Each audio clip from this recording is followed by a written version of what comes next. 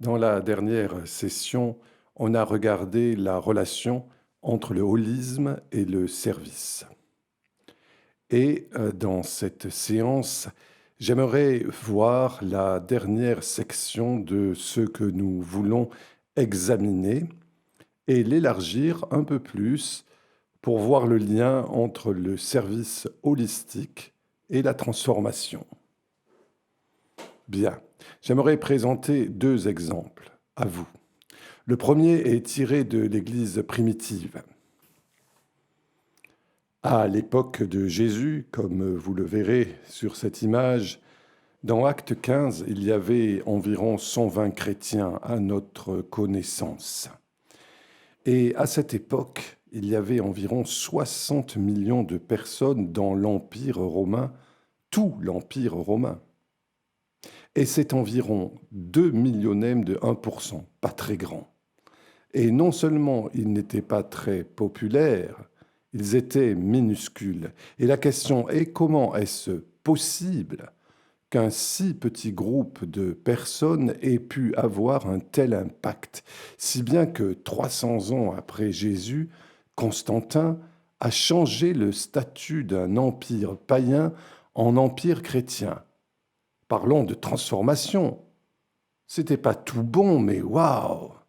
Rodney Stark, qui est l'un des sociologues les plus connus de notre époque et aussi un historien, il réfléchissait sur cette question et il voulait savoir ce qu'il en était de ce petit groupe de gens qui étaient en mesure de provoquer quelque chose d'aussi radical qu'il croit être la transformation la plus radicale dans toute l'histoire de l'Occident. Bien, il fait quelques statistiques. Il dit que vers 40 après Jésus-Christ, il y avait peut-être 1 millier de chrétiens. Encore 200 millièmes de 1%. Mais en 300 après Jésus-Christ, il estime qu'environ 10% de la population de 60 millions de personnes étaient des chrétiens. Vous regardez notre culture ici en Amérique du Nord et waouh, il y a beaucoup plus de 10% qui prétendent être chrétiens. Vous prenez certains des pays africains les plus corrompus et là, plus de 50% des gens prétendent être chrétiens.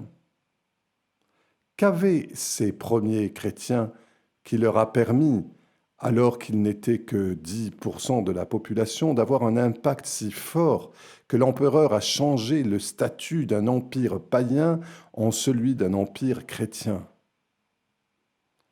Rodney Stark identifie les croyances que ces personnes avaient. Vous les verrez sur la prochaine image. Une croyance qu'ils avaient, et contraire à la plupart des croyances païennes, c'était que ces gens appelés chrétiens avaient un Dieu qui aimait ceux qui l'aimaient. C'était pas vrai pour les dieux romains. Les dieux romains étaient très capricieux, ils s'en fichaient si leurs adorateurs les aimaient ou pas. Tout ce que ces dieux voulaient, c'était qu'on les adore.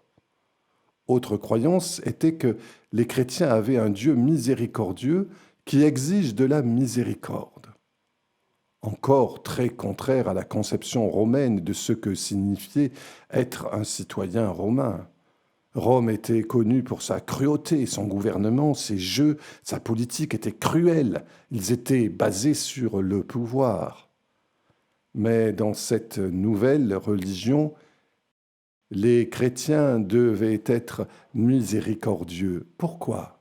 Parce que leur Dieu était miséricordieux. La miséricorde à cette époque, dans cette culture, était considérée comme une faiblesse. Pour Dieu, c'était la force, et il exigeait cette même force de son propre peuple. Troisièmement, c'était une culture dépouillée d'ethnicité et de classe. Un esclave entrait dans une église locale qui se réunissait et s'approchait d'un noble et disait « Bonjour, mon frère ». Quoi? Tu es un esclave, comment oses-tu m'appeler frère? Pas dans l'Église. La haute classe et la classe inférieure étaient considérés comme égales. Pourquoi? Parce que Dieu regarde tout le monde comme un égal. Les hommes devaient aimer leurs femmes comme ils s'aimaient eux-mêmes. Il y avait un rejet de l'avortement et de l'infanticide.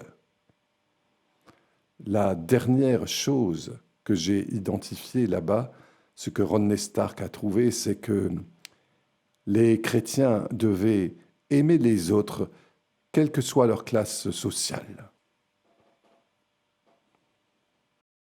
Bien, je veux revenir sur ce point parce que, ayant travaillé dans le domaine humanitaire pendant de nombreuses années, il me semble que c'est ce dernier point qui, peut-être plus que toute autre raison, a poussé plusieurs personnes dans l'Empire romain à devenir croyantes. C'était ceci. À Rome de cette époque, il y avait beaucoup de peste. Les gens ne vivaient pas comme quand on voit les palais de Pompéi. Ils vivaient dans des bidonvilles sordides avec très peu de ventilation, pas d'eau courante à l'intérieur. L'assainissement était très précaire et lorsqu'une épidémie se déclenchait dans une communauté, elle se propageait souvent d'une communauté à l'autre à une vitesse fulgurante. Et donc, si une maladie comme le choléra se déclenchait, si vous tombiez malade, il y avait 60 à 70% de chances de ne pas survivre. Je veux vous montrer sur cette série d'images ce que Rodney Stark montre. Regardez cette diapo. Ici, nous avons un chrétien et il y a 4 non-chrétiens qui sont ses amis. Ils se soucient tous les uns des autres. Une épidémie frappe cette communauté. Le monsieur à droite est un médecin. Il sait à quel point cette peste est dangereuse. Qu'est-ce qu'il fait? Il s'en va. Maintenant, il y a un ratio d'un chrétien pour 3 non-chrétiens. La peste vient, très destructrice, et tous les 4 deviennent très malades. Les parents ou les familles des non-chrétiens ont peur de s'occuper d'eux et ont peur d'être à proximité d'eux parce qu'ils vont attraper le choléra et ils vont mourir. Donc, qu'est-ce qu'ils font de ces gens, ces 3 amis? Ils les mettent dans la rue pour qu'ils puissent y mourir. Mais la famille du chrétien emmène leurs membres de la famille jusqu'à la maison. Ils l'hydratent et le recouvrent d'une couverture. Et puis, ce chrétien, ami des 3 autres non-chrétiens, dit « Les hommes, 3 de mes amis sont dans la rue. Y a-t-il un moyen de les amener dans la maison ?» Et c'est exactement ce que faisait la famille chrétienne. Ils ont amené ces 3 personnes souffrant de choléra à la maison et les ont hydratées. Malheureusement, malgré les soins, 2 personnes sont mortes. Un des amis non chrétiens a survécu. Maintenant, quel est le ratio? Ce n'est pas 1 à 1, c'est 2 chrétiens. Pourquoi? Parce que cette personne non croyante qui a été recueillie par la famille d'un chrétien a survécu parce que quelqu'un a pris soin d'elle. Que pensez-vous qu'il lui arrive? Il fait une déduction assez simple. Waouh, j'ai survécu parce que les chrétiens sont souciés. Stark a dit que cela est arrivé maintes fois tout au long de ces 300 années après Jésus. Et ce genre de service holistique n'a pas été fait pour que ces gens, ils ne leur demandaient pas dans les rues « Si nous vous accueillons chez nous, deviendrez-vous un croyant ?» Les musulmans font cela. Malheureusement, les chrétiens l'ont fait parfois. Mais non, cela n'était pas l'Église primitive. Risquant leur propre vie, ils ont accueilli des personnes qui pouvaient les infecter et qui pouvaient mourir, qui pouvait les faire mourir. Stark dit que c'était ce genre de démonstration de l'amour désintéressé, sans intérêt personnel. Je ne vais pas faire ce qu'il y a de mieux pour moi, je vais faire ce qu'il y a de mieux pour toi. Pourquoi? Parce que c'est ce que Jésus a fait pour moi. Bien, ça c'est de l'histoire ancienne. Qu'en est-il aujourd'hui? Je vais raconter une histoire et je vais le faire vite. C'est une histoire qui est en vérité une parabole venant du début de notre ministère. Et elle est basée sur la réalité. Mais une nuit, je rencontrais un groupe de pasteurs en Amérique centrale très découragés, des pasteurs des bidonvilles. Et je ne sais pas ce qui est arrivé, on dirait que l'Esprit de Dieu a pris le contrôle. Et j'ai commencé à partager cette histoire avec eux. Honnêtement, je n'en savais pas l'issue. Mais ce qui s'est passé, c'est que Dieu l'a amené à une étape très importante. Voici l'histoire. Il y a un endroit dans cette ville d'Amérique centrale appelé Las Pavas, la Dinde. Et il est construit sur le flanc de la colline car tout le terrain plat était déjà occupé. Donc, les campesinos, les paysans qui voulaient migrer en ville, c'est le seul endroit où ils pouvaient aller. Et ils trouvaient un espace sans propriétaire sur une colline escarpée et ils ont construit des cabanes. Et la communauté Las Pavas est devenue assez grande. Pas d'installation sanitaire, pas d'école, pas d'électricité, que des cabanes où les gens vivaient. Et ce jeune pasteur nommé Juan, juste sorti de l'école biblique, sentait que Dieu l'appelait à aller à Las Pavas avec sa femme et ses 2 petites filles pour y vivre. Et il l'a fait.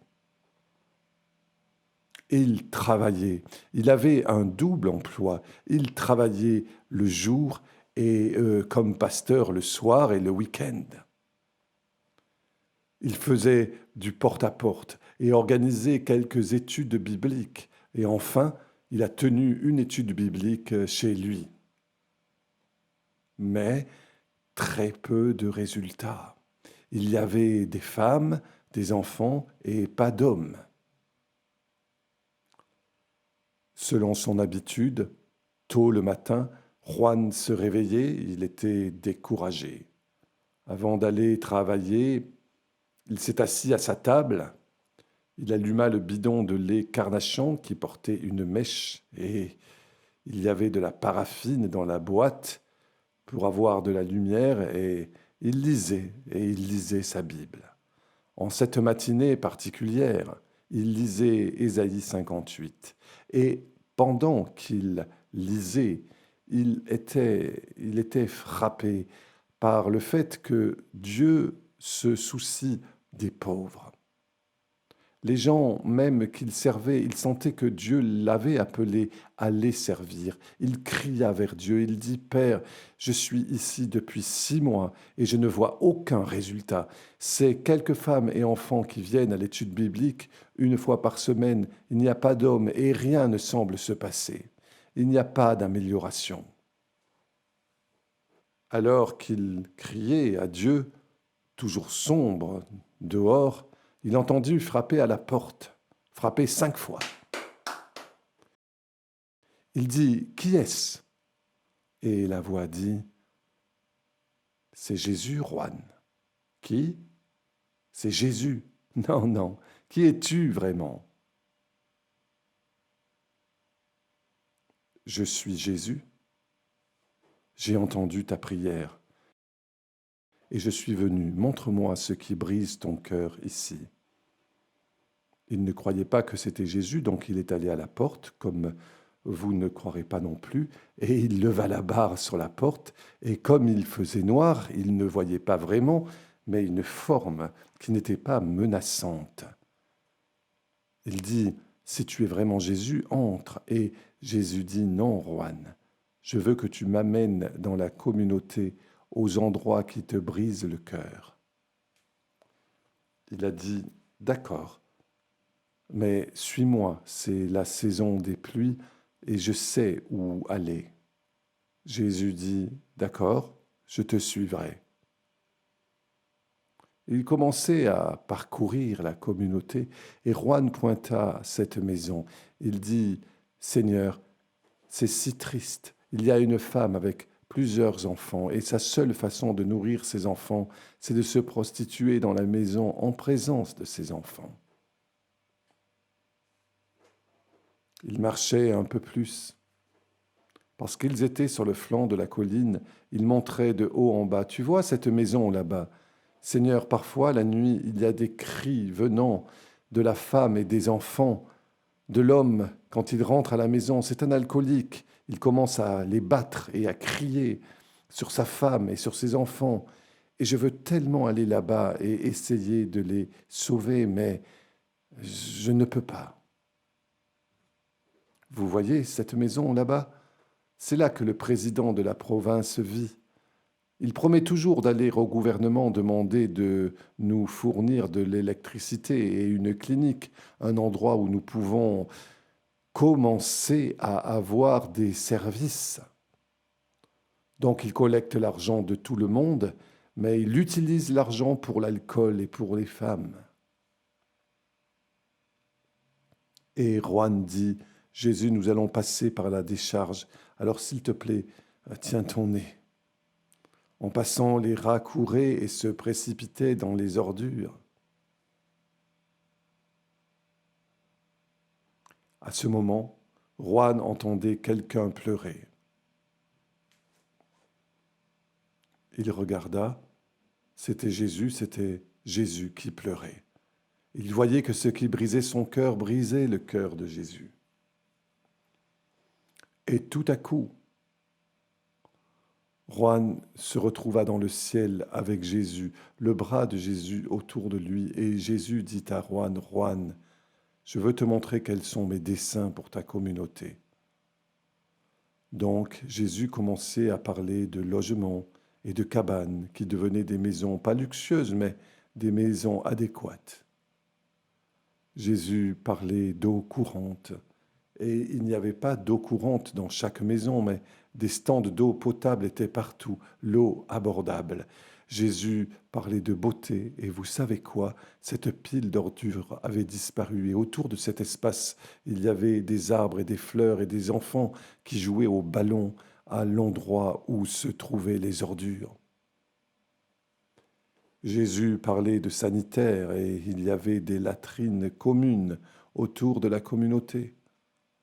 Juan regarda cela et il pensait, « Dis donc, j'aimerais vivre dans un endroit comme ça. » Jésus dit, « Juan, ceci est mon intention pour Las Pavas. »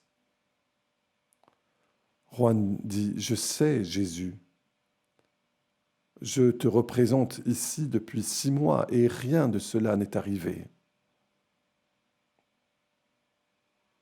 Il a dit, « Je peux le faire. » Oui, Jésus, je sais que tu peux faire n'importe quoi, mais Juan, voici ce que je veux que tu fasses. À votre prochaine étude biblique, je veux que tu demandes à chacune des 12 femmes d'économiser une poignée de riz tous les jours et de la mettre dans un récipient à part, mettre une cuillère de sucre tous les jours dans un deuxième récipient. Chaque semaine, quand les femmes font la lessive, qu'elles coupent le bout d'un savon. Et toutes les 12 viennent le dimanche en apportant ce qu'elles ont. Tu vas tout rassembler dans un seul panier. Alors, je veux que tu le prennes, non pas à toi, mais je veux que tu dises aux femmes de porter ce panier de riz, de sucre et de savon jusqu'à une femme de la communauté qui ne me connaît pas. Dites-lui que c'est de ma part. Et il dit, « Ah Seigneur, oui, c'est une bonne idée, mais cela ne va pas apporter ce genre de changement. » Juan, oui, qui suis-je? Tu es Jésus, Juan, te souviens-tu que je suis celui qui a multiplié 5 pains et 2 poissons et nourri 5000 hommes, plus des femmes et des enfants? Oui, je le sais, Seigneur, mais Juan, qui suis-je? Tu es Jésus. Juan, te souviens-tu que je suis celui qui a séparé la mer Rouge en deux afin que tout Israël puisse passer? Te souviens-tu que c'est moi qui ai dit à Moïse de frapper le rocher et de fournir de l'eau à toute une communauté? Est-ce que, ah Jésus, Juan, je suis le même, celui dont tu as lu dans la Bible? Je vais commencer à faire ces choses. J'apporterai la transformation à Las Pavas quand mon peuple à Las Pavas commencera à aimer les voisins de manière sacrificielle. Juan entendit le coq chanter, il regarda autour de lui, il était assis à son bureau, la petite bougie avait épuisé la paraffine et il n'y avait plus de lumière, mais le soleil se levait et il entendait sa femme et ses enfants tousser derrière le drap qui divisait la pièce de la petite cabane dans laquelle il vivait. Il regarda autour de lui. Où est Jésus? Il n'était pas là. Était-ce une vision? Était-ce un rêve? Juan ne le savait pas, mais il savait que Jésus l'avait rencontré. Il avait une toute nouvelle compréhension de ce que signifiait être un pasteur. C'était d'équiper son peuple pour servir. En conclusion, j'aimerais vous demander d'examiner des versets qui sont vraiment importants. Le premier, c'est Colossiens 1, 20, nous l'avons déjà cité, mais il est si important, il faut le lire. Colossiens 1, 20.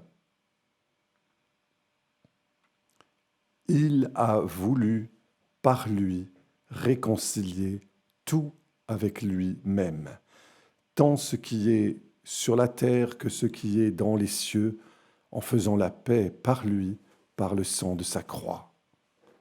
C'est le dessein de Dieu.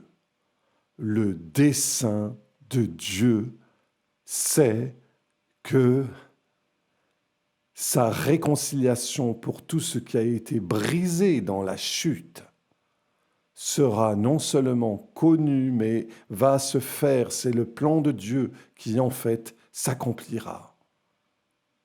Maintenant, allez en arrière, allez en Éphésiens 3, 10. Nous allons conclure avec ceci. Paul dit au verset 9, « Je vais vous montrer l'administration de ce plan de Dieu, ce plan pour réconcilier tout ce qui a été brisé dans la chute. Quelle est l'administration de ce plan ?» Et Paul dit, son dessein, c'est que les dominations et les autorités dans les lieux célestes connaissent aujourd'hui, par l'Église, la sagesse infiniment variée de Dieu. Ça veut dire quoi? Ça veut dire que Dieu a choisi son Église comme moyen par lequel il démontre la réconciliation et la restauration. Jésus a accompli la réconciliation sur la croix. La restauration est une chose qui a commencé tout de suite après la croix et elle continuera jusqu'à ce que Jésus revienne. Mais le moyen pour cela, c'est l'Église, pas un bâtiment. Pas votre Église locale, mais les croyants dans l'Église, les gens qui reconnaissent Jésus-Christ comme leur Seigneur et Sauveur. C'est là la stratégie. Le but n'est pas d'amener tout le monde à Christ. L'objectif, c'est de montrer.